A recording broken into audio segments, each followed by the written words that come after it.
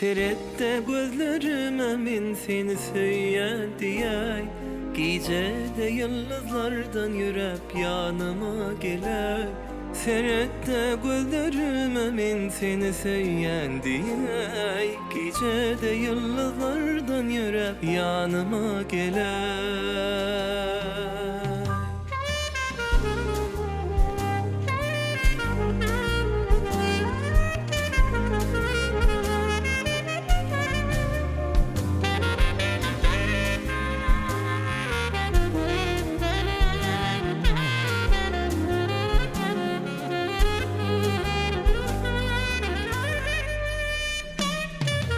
Duydum, sevgili duydum, seyredenimde gözlerime.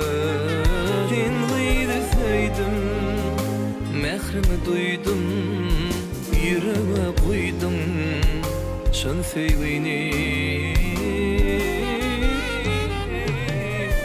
Seyrette gözlerime min seni söyleyen diyey.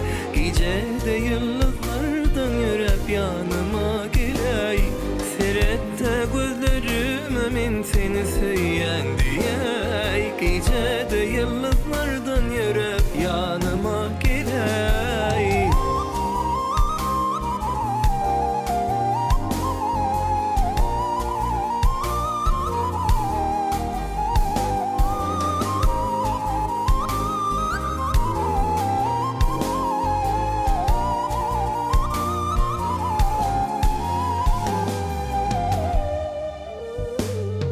Şehrin köçelerine gidiyorum canım, seni oylap gittin mi yarım? Cadaladım sevim bilin başım ayla. Seyrette gözlerime min seni söyleyen diyey. Gecede yıldızlardan yürüp yanıma geley.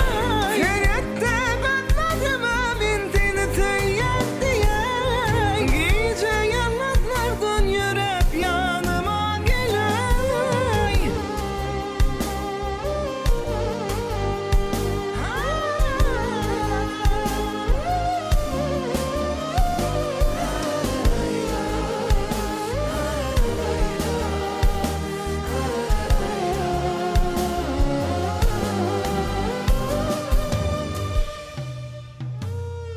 Seyrette gözlerime min seni söyleyen diyey.